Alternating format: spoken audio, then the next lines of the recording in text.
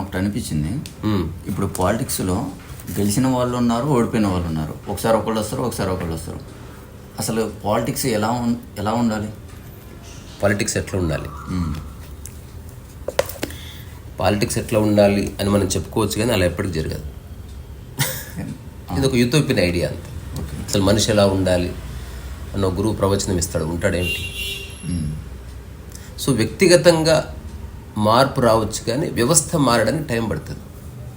So వ్యవస్థ మారాలంటే constitution change అవ్వాలి, లెజిస్లేచర్ మారాలి, జ్యుడిషియరీ మారాలి. రకరకాల విషయాల కలయిక ఇది వ్యవస్థ అనేది. ఇప్పుడు ఎలా ఉందంటే, చిన్న ఎగ్జాంపుల్ చెప్తా. కొత్త ఇల్లు ఉంది, చిన్న మరక పడితే క్లీన్ చేయొచ్చు. అంటే ఇప్పుడిప్పుడే కొత్తగా పుట్టిన దేశం అనుకో, ఇప్పుడిప్పుడే కొత్త పాలసీస్ వస్తే ఏమైనా చేయొచ్చు. ఒక పాతిల్లు ఉంది, ఇట్లా కుంగితే ఒక కట్టె పెట్టారు, పోటు అంటారు కదా. మళ్ళీ అటుపక్క కుంగితే ఒక పోటు పెట్టారు. మళ్ళీ వర్షం పడుతుంటే ఆ వాటర్ అక్కడ బకెట్ పెట్టారు. ఇక్కడి నుంచి మళ్ళీ ఒక కట్టె పెట్టారు, ఇటుపక్క కుంగితే ఒక కట్టె పెట్టారు. సెల్ఫ్ ఊసి పడుతుంటే దాన్ని దారం కట్టారు. ఇప్పుడు దీన్ని మార్చలేవు నువ్వు, ఏది ముట్టుకున్నా కూలిపోతుంది. ఇప్పుడు మన ఫ్రీడమ్ వచ్చిన తర్వాత ఇనిషియల్ డేస్లో తీసుకోవాల్సిన చర్యలు తీసుకునే కారణంగా పాలిటిక్స్లో ఎలా ఉండాలి, పాలసీ మేకింగ్ ఎలా ఉండాలి, పాలసీ ఎవరి చేతులు ఉండాలి, జ్యుడిషియరీ క్లియర్లీ డిఫైన్డ్. అందుకే ఇప్పటికి మన భారతదేశం బాగుందంటే బికాస్ ఆఫ్ జ్యుడిషియరీ. ఇప్పుడు న్యాయమూర్తులు కూడా కరప్ట్ అయిపోయారని మనం అనుకుందాం అనుకో, ఇంకెక్కడికి పోతాం? అదొక్కటి బాగుంది. అరవింద్ కేజ్రీవాల్ని లేకపోతే కవితని ఇట్లాంటి వాళ్ళని జైలుకు పంపిందంటే, ఇప్పుడు జ్యుడిషియర్ చీఫ్ జస్టిస్ ఉన్న చోట పొలిటీషియన్ ఉంటే పంపిస్తాడా? పంపించాడు. సో నిష్పక్షపాతంగా వ్యవహరించాల్సిన ఈ వ్యవస్థల్లో జ్యుడిషియరీ ఒక్కటి ఇప్పుడు బాగుందంతే, మిగతాదంతా కరప్ట్ అయిపోయింది. సో పాలిటిక్స్ ఎట్లా ఉండాలి, పొలిటీషియన్స్ ఎట్లా ఉండాలి అనే దానికి ఒక కామన్ మ్యాన్గా నాకంటూ ఒక అండర్స్టాండింగ్. నిన్న నేను జగన్ గురించి మాట్లాడినా, ముందే డిక్లేర్ చేసిన నాకు పాలిటిక్స్తో ఏ పని లేదు, జీవితంలో నేను పాలిటిక్స్లో పోను. కానీ ఎంత అనుకున్నా పాలిటిక్స్ యొక్క ఇంపాక్ట్ కామన్ మ్యాన్ మీద ఉంటుంది. ఇప్పుడు నేను కారులో పెట్రోల్ పోసుకున్నా, అది పొలిటికల్ ఇంపాక్టే. పాలసీల వల్లనే పెట్రోల్ రేట్ పెరుగుతూ వస్తుంది, తగ్గుతూ వస్తుంది. కూరగాయల రేటు, ఇన్ఫ్లేషన్, ఇవన్నీ ప్రతి ఒక్కరు తెలుసుకోవాలి. ఇప్పుడు నేను బయటకు వెళ్ళను, నాకు ప్రకృతితో పని లేదు అన్నావు, కానీ ప్రకృతిలో ఎండ పెరిగితే నీకు చెమట వస్తుంది ఇక్కడ, దాని ఇంపాక్ట్ నీ మీద ఎప్పుడు ఉంటుంది. సో నాకు పాలిటిక్స్ వద్దనుకున్నా పొలిటికల్ సిస్టమ్ యొక్క ఇంపాక్ట్ ఖచ్చితంగా మన మీద ఉంటుంది. అందుకని ఒక కామన్ మ్యాన్గా నేను సరదాగా ఆలోచిస్తాను. సో దీని గురించి చర్చించే కంటే ముందు నేను ఓషోని సమర్థిస్తా. Osho never entertained politicians. He said spirituality and politics అనేవి పాలు ఉప్పు లాంటివి.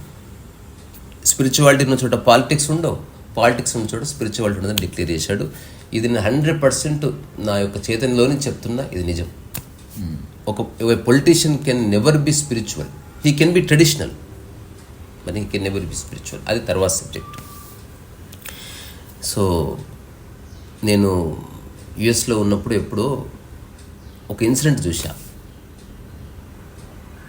యుఎస్లో ఉన్నప్పుడు కాదు, ఎప్పుడు చూస్తే ఏమి. సో టీవీలో న్యూస్ వస్తుంది, టీడీపీ టికెట్ రానందుకు ఒక ఆవిడ నెత్తిన కిరోసిన్ పోసుకొని టీడీపీ ఆఫీస్ ముందు అంటించుకోవడానికి ట్రై చేస్తుంది. సో కార్యకర్తలంతా ఆపుతున్నారు. సో అప్పుడు డెన్మార్కో లేకపోతే న్యూజిలాండ్ ప్రైమ్ మినిస్టర్ మన ఇండియాకి వచ్చాడు for a visit, official visit. ఆయన న్యూస్ చూస్తూ అన్నాడంట, దేశ సేవ చేయడానికి ఇట్లా చచ్చిపోతారు ఇక్కడ అన్నాడంట. సో ఆమె టికెట్ రాలేదని నెత్తిన పోసుకొని చచ్చిపోతున్నది, నాకు సేవ చేసే అవకాశం లేదని కాదు. ఒకటి నువ్వు ఎమ్మెల్యేకి గెలిస్తే ఖచ్చితంగా నువ్వు డబ్బు సంపాదించుకోవచ్చు, ఎంపీగా గెలిస్తే ఖచ్చితంగా నువ్వు కొన్ని ప్రాజెక్టులు తెచ్చుకోవచ్చు అనే ఒక నమ్మకం ప్రజల్లో ఉంది. సో నేను ఒకసారి ఆటో డ్రైవర్ని అడిగా, ఇప్పుడు వైఎస్ జగన్ కరప్ట్ అని జైలుకు పంపించారు, ఇది తప్పు కదా అంటే, ఏం తప్పు సార్, నాకు అవకాశం లేక చేస్తలేను అంతే, ఎంతకాలం ఆటో నడుపుకుంటా అన్నాడు. నేను ఆ తర్వాత ఈ ప్రశ్న చాలామందిని అడిగా, అవకాశం లేక చాలామంది కరప్ట్ అవ్వడం లేదు, కానీ అవకాశం అంటూ ఉంటే most of the people get corrupt. So ఇది హ్యూమన్ ఫిత్రత్, అంటే మనిషి యొక్క స్వభావం. అంటే రకరకాల కష్టాల్లో కన్నీళ్ళలో ఉండి ఎంతకాలం ఇట్లా కొంచెం బెటర్గా బతుకుదాం, బెటర్ కార్లో తిరుగుదాం, అట్లా స్టార్ట్ అయ్యి దానికి ఒక ఆశ కంతు లేకుండా పోయి అది ఎటెటో విస్తృత రూపాలు తీసుకుంటుంది. ఇక్కడ ఇల్లు కొనుక్కుంటే చాలా అనుకున్నాం, నెక్స్ట్ బంజారా హిల్స్లో ఇల్లు కొనుక్కోవాలనిపిస్తుంది. ఆ తర్వాత బంజారా హిల్స్లో ఏం కొనుక్కుంటాం, ఆ తర్వాత బెంగళూరులో ఉంటే బాగుంటుంది అనిపిస్తుంది. బెంగళూరులో కొన్న తర్వాత విదేశాల్లో ఒక చిన్న రూమ్ లేకపోతే ఎట్లా అనిపిస్తుంది. విదేశాల్లో కొన్న తర్వాత 10 డౌనింగ్ స్ట్రీట్లో ఉంటే బాగుండు అనిపిస్తుంది. ఇది కూడా ఉన్న తర్వాత సముద్రంలో పడవ ఉంటుందంటే చాలామందికి, మనకు పడవ ఉంటే బాగుండు అనిపిస్తుంది. యాచ్ అంటారు దాన్ని. ఇది అయిపోయిన తర్వాత ఇట్ నడుస్తుంటుంది. అంతలోపు నీ లైఫ్ టైం అయిపోతుంది. నువ్వు ఎన్నున్నా అనుభవించేది 6 గజాల ప్లేసే, నువ్వు నడిచేది ఎప్పుడు 2 ఫీట్ల ప్లేసే. నువ్వు ఎంత కోట్లున్నా నువ్వు తినేది గింత కంచమే.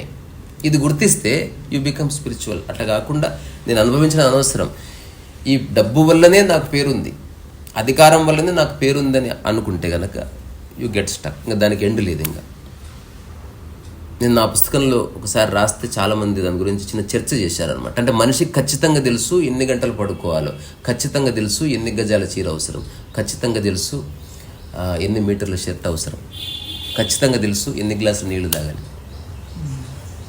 కానీ ఖచ్చితంగా తెలీదు ఎంత డబ్బు కావాలో. అందుకని తెలిస్తే నీ లైఫ్ వేరు. తెలియదు కాబట్టి ఇప్పుడు నీకు తెలియదు అనుకో ఎంత తినాలో, తింటనే ఉంటావు కదా, నీకు తెలుస్తుంది నిండి కడుపు. సో మరి డబ్బు విషయంలో ఎప్పుడు నీ మనసు నిండేది? ఇప్పుడు నేనున్నా 2000 డబ్బు కోసం 2009 తర్వాత నిరంతరం పనిచేసిన, నాకు బతకడానికి కొంత డబ్బు కావాలి కాబట్టి 2019 సెప్టెంబర్ 21, 22 ప్రాంతంలో నేను ఊరికి ఇట్లా కూర్చొని మా అమ్మతో అన్నా, ఇక డబ్బు గురించి నా ఆలోచన తీసేస్తున్నా. ఇప్పుడు ఓన్లీ నేను పని చేసుకుంటూ పోతే దాని ద్వారా కొంత డబ్బు వస్తే ఓకే, కానీ డబ్బు గురించి నేను ఏది చేయను. ఇప్పుడు ఎవరన్నా వచ్చి పెయింటింగ్ తీసుకెళ్తే ఇచ్చేస్తున్నాను నేను. అదర్వైజ్ ఇప్పుడు నేను ఆర్ట్ ఫేర్కి వెళ్తే ఒక ఫ్రెండ్ అంటున్నాడు, ఈ పెయింటింగ్ అడిగాడు 30,000 చెప్పాను, 25,000 ఇస్తుంటే ఇవ్వలేదు, నేను ఓడిస్తాడు అంటున్నాను.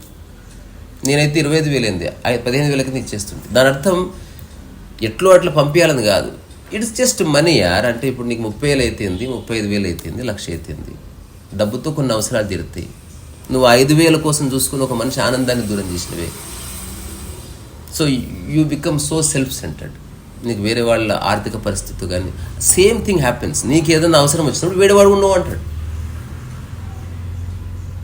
So coming back to the matter ఏంటంటే, ఇండియన్ పాలిటిక్స్, పాలసీస్ ఇవన్నీ అంత ఈజీగా మారేవి కాదు. కానీ ఒక 2-3 మార్పులు కనుక వస్తే ఎక్సలెంట్ ఉంటుంది అసలు. ఇప్పుడు ఒక కలెక్టర్ది ఉద్యోగం, అట్లా పాలిటిక్స్లో గెలిచిన తర్వాత ఎమ్మెల్యే అనేది ఒక ఉద్యోగం కింద ఉండాలంతే. He is only function to serve people, అంతవరకే తప్ప ఎమ్మెల్యేకి కాంట్రాక్ట్లు స్కూల్స్ ఆ తర్వాత పెట్టుకోవడానికి వీల్లేదు. సో ఎమ్మెల్యే శాలరీతోనే అతను సర్వైవ్ కావాలి తప్ప ఎమ్మెల్యే వేరే పనులు చేయడానికి వీల్లేదు. తర్వాత ఎమ్మెల్యే కాకముందు, ఎంపీ కాకముందు తన ఆస్తి ఎంత ఉందో, ఎమ్మెల్యే పదవి పూర్తయిన తర్వాత దానికి జస్ట్ శాలరీ జోడించాలంతే, దానికి మిగతా అంతా గవర్నమెంట్ తీసేసుకోవాలి. ఇలాగనుకుందనుకో సూపర్ ఉంటుంది. ఎవరు రారు పాలిటిక్స్లో, ఎవరు రారు అసలు. 90% ప్రజలకి 3 ఇష్టం రా మన టైసన్. ఒకటి పేరు ప్రఖ్యాతులు, ఒకటి అధికారము, ఒకటి డబ్బు.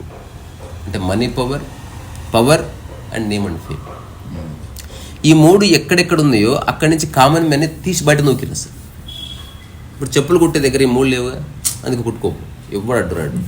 టీ అమ్ముతో రోడ్డు మీద ఈ 3 రావుగా, చేసుకోపు. సినిమా ఇండస్ట్రీలో ఈ 3 ఉన్నాయా? రానియరు నిన్ను. సింపుల్. ఎక్కడ ఈ 3 ఉన్నాయో అక్కడ నిన్ను రానివ్వరు. ఇప్పుడు ఎవడన్నా కామన్ మ్యాన్ పోవాలంటే ఎట్లా పోవాలి?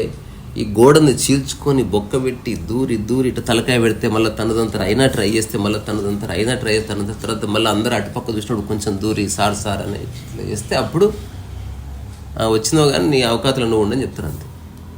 అప్పటికి వాడు క్రియేటివ్ పరిస్థితిని జెండా ఎగరేస్తే అప్పుడు వాళ్ళు కలుపుకొని పార్టీకి గట్టికి పిలుస్తారు. అయినా కూడా నువ్వు మళ్ళీ ఫెయిల్ అయినావు అనుకో, తీసి బయట నొక్కుతారు అంతే. సో నువ్వు వాళ్ళకి అగెనెస్ట్ ఒక్క మాటన్నా ఆ కోర్టు నిన్ను బయటకు తరిమేస్తుంది. ఇది తప్పనట్లే. This is how mind functions. Only నువ్వు సమత్వం నీలో ఏర్పడితే తప్ప ఈ భావనలు పోవు. కానీ అదర్వైజ్ ఇన్ జనరల్ అందరికీ భావన ఉంటుంది. మావాడు, మా స్థాయి, పొలిటీషియన్లకి ఎందుకు రా, కుటుంబాలకు ఉంటాయి. మా రేంజ్ అమ్మాయి కావాలి. బోర్డు రేంజ్ ఏముందని రేంజ్ అంటే నువ్వు కట్టుకున్న బిల్డింగే. నీ మనసుకు రేంజ్ ఉందా, నీ మేధస్సుకు రేంజ్ ఉందా, అది కదా చూడవలసింది. ఇప్పుడు మేము చాలా గొప్పగా ప్రేమిస్తాం, అట్లా ప్రేమించే కుటుంబం అంటే బాగుంటుంది. రేంజ్ అంటే మాకు కారు ఉంది, 2 కుక్కలు ఉంది, బిల్డింగ్ ఉంది, కొన్ని ఉంగరాలు ఉన్నాయి, ఇట్లాంటి ఇంతకంటే కొంచెం మంచి కుటుంబం అంటే 2 బిల్డింగ్లు 2 కార్లు, అంత వ్యాపారం వ్యాపారం వ్యాపారం. సో ఇప్పుడు పాలిటిక్స్ అనేది సర్వీస్ ఓరియంటెడ్ కాదు, ఇట్స్ ప్యూర్ బిజినెస్ ఓరియంటెడ్. ఇప్పుడు నేను మహబూబ్నగర్ పోతే అక్కడ ఉన్న ఎమ్మెల్యే గురించి ఏం చెప్తారు, సర్వీస్ గురించి ఎవరు చెప్పారు, ఎంత ఎమ్మెల్యేదే అని చెప్తారు. సో ఎమ్మెల్యే ఎన్ని చేసినా తను ఎకనామికల్గా సెటిల్ అవ్వడానికి ఎందుకు మళ్ళీ ఎన్నికల్లో డబ్బు ఖర్చు పెడితేనే తనకి గెలుపు వస్తుందని నమ్మకం వచ్చేసింది. అందుకని అనివార్యం అయిపోయింది. సో డబ్బు లేకపోతే పాలిటిక్స్ లేదు, డబ్బు కావాలంటే నువ్వు కరప్షన్ చేయాలి.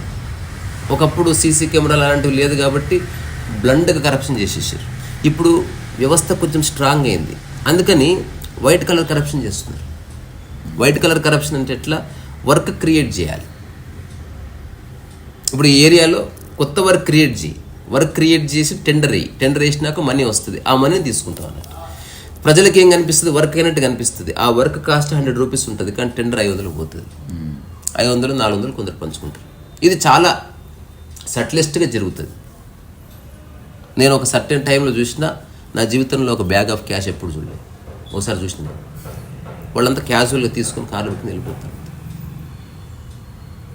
నాకు జస్ట్ ఇట్లా నేనే సినిమా హీరో అని అట్లయితే మాయలు అంటే అయిపోయింది, మొత్తం క్యాష్ని తెచ్చుకోవచ్చు. నేను జస్ట్ చూసిన, అంటే వాళ్ళకి ఏ ఎమోషన్ లేదు ఆ క్యాష్ మీద. అదొక పిచ్చి, అంత ఒక మ్యాడ్నెస్. ఇప్పుడు అధికారం ఉంటే ఏం జరుగుతుంది అధికారం? నువ్వు ఇప్పుడు హఠాత్తుగా నువ్వు ఎమ్మెల్యేను, ఇక్కడ జనాలు వస్తారు, నీతో అవసరాలు ఉన్నాయి కాబట్టి నేను చూడగానే నమస్తే పెడతాను. ఇది చాలా కిక్కిస్తుంది. నన్ను చూడగానే లేచి నిలబడాలి, నా కాళ్ళు మొక్కాలి, లేకపోతే నాకు రెస్పెక్ట్ ఇవ్వాలి, నేను ఒక మాట చెప్తే పని అయిపోవాలి, నాకు ఎవడు ఎదురు చెప్పొద్దు. ఇది ఎప్పుడైతే నువ్వు కావాలని కోరుకుంటావో, అది నీ లైఫ్లోకి వచ్చిందో, అది పోయిన తర్వాత నువ్వు తట్టుకోలేవు. ఇంకా నీ నిరంతర ప్రయత్నం అదే ఉంటుంది. సో నువ్వు క్రియేట్ చేసుకున్న ప్రాపర్టీ, అసలు ఏ జ్ఞానము ఎర్న్ చేయడానికి నువ్వు సంసిద్ధంగా ఉండవు. ఇంకా it is all about power and politics. Number game, కులాలు మతాలు, కాంబినేషన్స్, పర్మిటేషన్స్, ఎవరెవరు మనతో ఉన్నారు, ఎవరు మనకు అగెనిస్ట్ ఉన్నారు. ఒక బుక్ చదివేది లేదు, ఒక ఫిలాసఫీ చదివేది లేదు. జీవితం బియాండ్ పాలిటిక్స్ ఉంది. పాలిటిక్స్ అనేది సో సమాజం బ్యూటిఫుల్గా స్మూత్గా ఫంక్షన్ అవ్వడానికి ఒక జస్ట్ మార్గం అని తెలుసుకోకుండా ఇప్పుడున్న పొలిటికల్ అనలిస్టులు కూడా they are also in the same boat.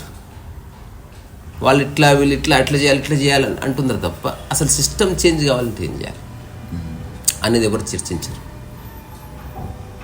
ఎందుకంటే చర్చించిన అబద్ధం తెలుసు వాళ్ళకి. రెండోది, ఇలాంటి విషయాలు మాట్లాడితే వాళ్ళు ఫేమస్ అవ్వచ్చు, తప్పనట్లే, కానీ దానికోసమే చేయొద్దని నేను అనుకుంటాను. అంటే నువ్వు ఇప్పుడు నా దగ్గరికి నా టాక్స్ చూసేవాడు పళ్ళు తెచ్చాడు, తీసుకొని తిన్నావంత. అటు నువ్వు ఎమ్మెల్యే అయినప్పుడు, నీ లైఫ్లోకి ఎంపీ అయినప్పుడు, నీ లైఫ్లో కొందరు మనుషులు వస్తారు, కొందరు రెస్పెక్ట్ ఇస్తారు. నువ్వు గుర్తుపెట్టుకో, నీకు ఇస్తలేరు రెస్పెక్ట్, ఎమ్మెల్యే పదవికి ఇస్తున్నారు. ఇది అసలు మర్చిపోనే వద్దు. అసలు ప్రధానమంత్రి అంటే వ్యక్తి కాదు, కుర్చీ. సో నెక్స్ట్ కుర్చీ మీదనే ఫోకస్ ఉంటుంది. ఎవరు ప్రధానమంత్రి అవుతారు అంటారు, కానీ ఇతను ప్రధానమంత్రి జీవితకాలం అంటలేరు కదా. ఎవరు ప్రధానమంత్రి అవుతారు? టైసన్ అయితే టైసన్ విల్ బి రెస్పెక్టెడ్, నేనైతే నాకు రెస్పెక్ట్ ఇస్తారు, బాలాజీ అయితే బాలాజీ. అంతే తప్ప ఆ హోదాకి వాల్యూ ఉందని గుర్తించినప్పుడు నీకు పదవి పట్ల మమకారం ఉండదు. నువ్వు ఓన్లీ సర్వ్ చేస్తావు, తద్వారా నీకు వచ్చిన బెనిఫిట్ మళ్ళీ ఆ కుర్చీ మీదకి వెళ్ళి కూర్చుంటావు. ఆ కుర్చీకి రెస్పెక్ట్ ఉందండి.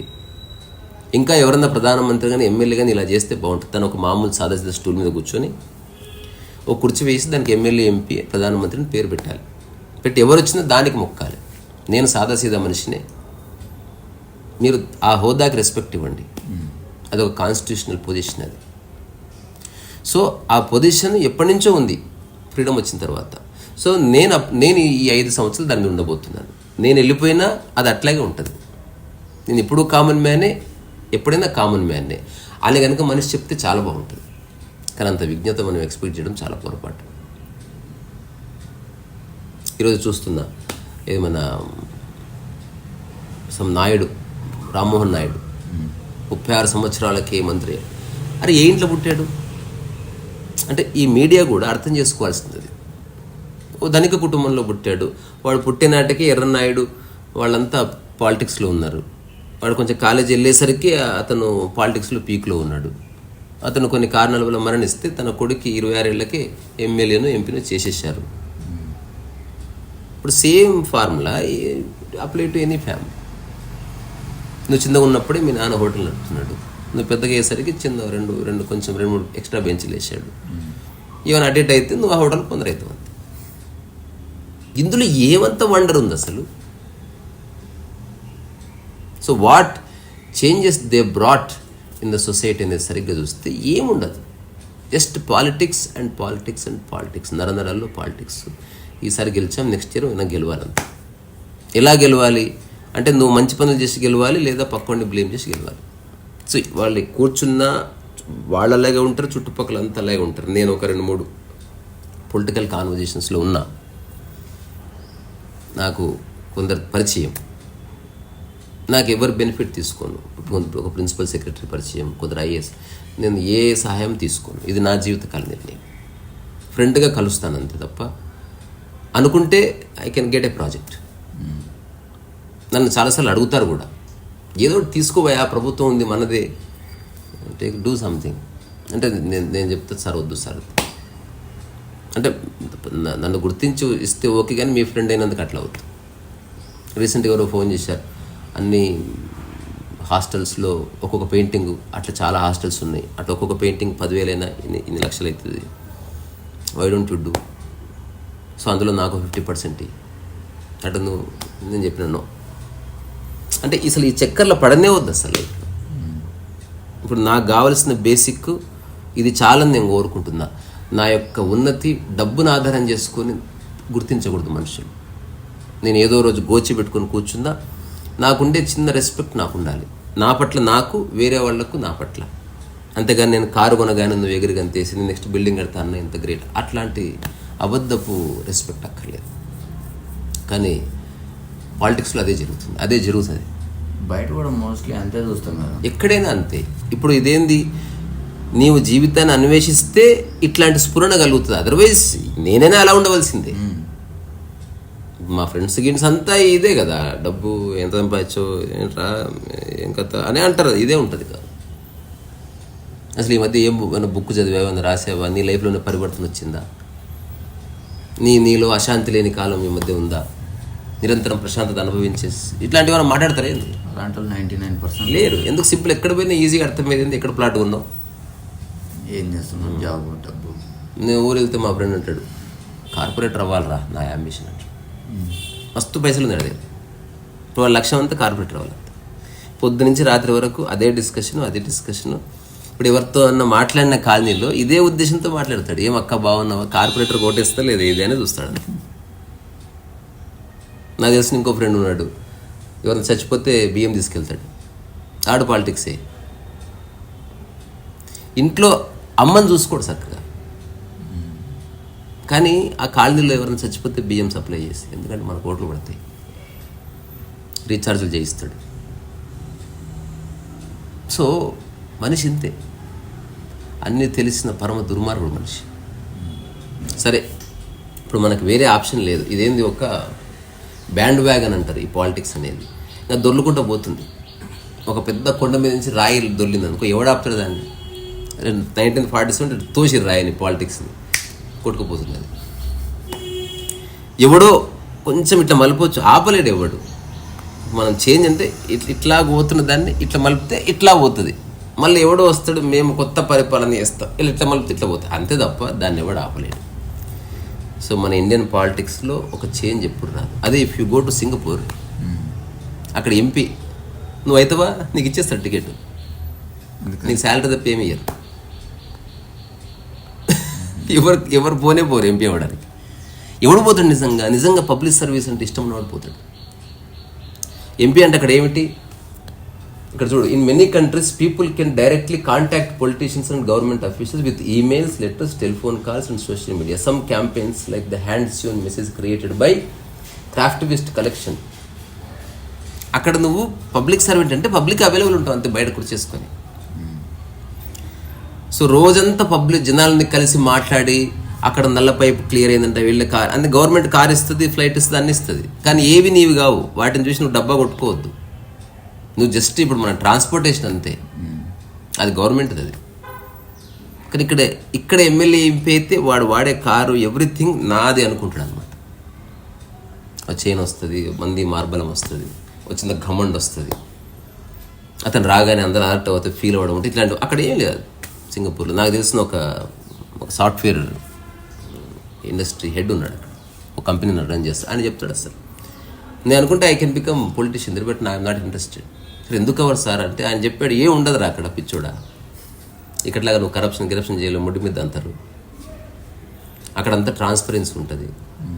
ఎవరు ఫోన్ చేసినా నువ్వు పికప్ చేయాలి, నీ పిఏ పికప్ చేస్తాడు, నువ్వు అపాయింట్మెంట్ ఇవ్వాలి.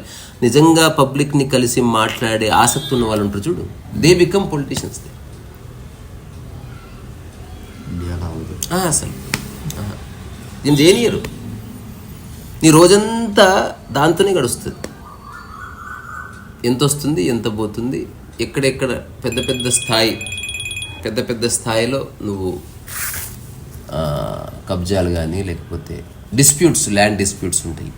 ఇప్పుడు నాకు తెలుస్తున్నారు సంవత్సరానికి ఒక ల్యాండ్ డిస్ప్యూట్ క్లియర్ చేస్తారు ఒక ఎమ్మెల్యే ఎంపీ. పెద్ద ల్యాండ్ డిస్ప్యూట్ వచ్చింది, తను ఓన్లీ మధ్యన వస్తాడు, తనది గానే కాదు, తన దగ్గర పవర్ ఉంది, ముఖ్యమంత్రి అందుబాటులో ఉన్నాడు. అట్లా కాదన్న ఇట్లా చేసుకోండి, ఇట్లా చేసుకోండి, ఇట్లా ఈ పెద్ద మనిషిగా తను వచ్చినందుకు హీ విల్ గెట్ 10%. అంటే మిడిల్ క్లాస్ వాడు 50 సంవత్సరాలు కాదు 500 సంవత్సరాలు పనిచేసిన రాంది 5 నిమిషాల్లో అతనికి వచ్చేస్తుంది. రెండోది, ఇది నిరంతరం రావడం వల్ల నీకు డబ్బు మీద ఆసక్తి పోతుంది. You lose interest in money 100%. ఏ పొలిటీషియన్కి మనీ పట్ల వ్యామోహం ఉంటుంది కానీ మనీని ఏం అనుభవించరు. మనలాగా రొట్టె పప్పే తింటారు, సాదాసీదా జీవితం గడుపుతారు. కానీ అదొక చిన్న యావ ఉంటుంది అనమాట. అందరికంటే రిచ్ అవ్వాలి, అందరికంటే పవర్ఫుల్ అవ్వాలి, అందరికంటే ఎక్కువ పేరు ప్రఖ్యాతులు రావాలి. ఈ 3 పొలిటీషియన్ వదిలేసుకుంటే అద్భుతంగా ఉంటుంది. కానీ అలా ఎప్పటికీ జరగదు. రీసా రసో వైసా.